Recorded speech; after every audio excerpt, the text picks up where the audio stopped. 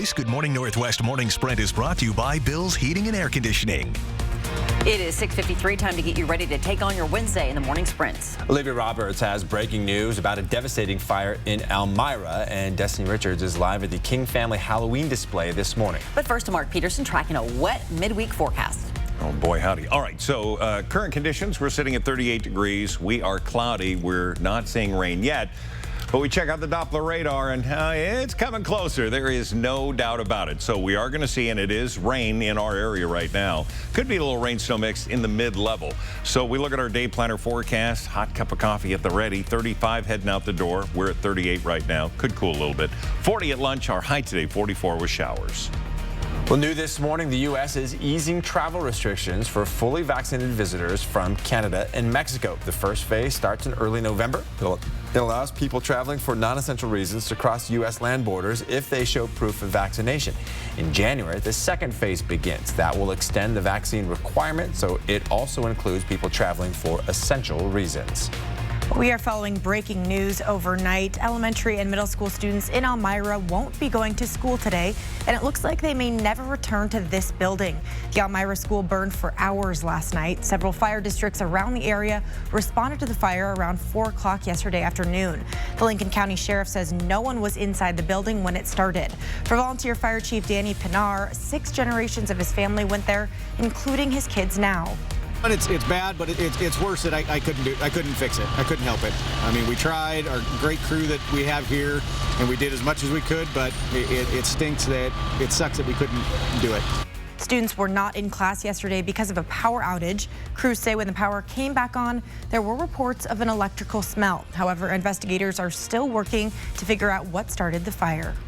At the same time, there was also a fire at the Darigold facility in downtown Caldwell, Idaho. According to Caldwell Fire Marshal Alan Perry, initial reports were for flames on the second floor, and roughly 80 employees on site were evacuated.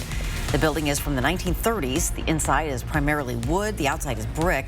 Parts of the building appeared to have caved in. At least 3 tower trucks shot water at the structure as smoke billowed from it.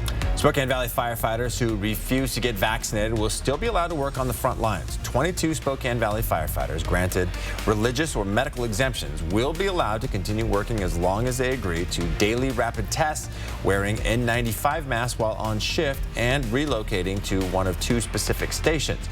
To read more details, find this story on KXLY.com. Oh, right now, Coeur d'Alene is trying to get its high schools on the same schedule. Lake City and Coeur d'Alene high schools have a different number of periods and a different number of credits. Coeur d'Alene high school students need 46 credits to graduate, while Lake City high students need 58.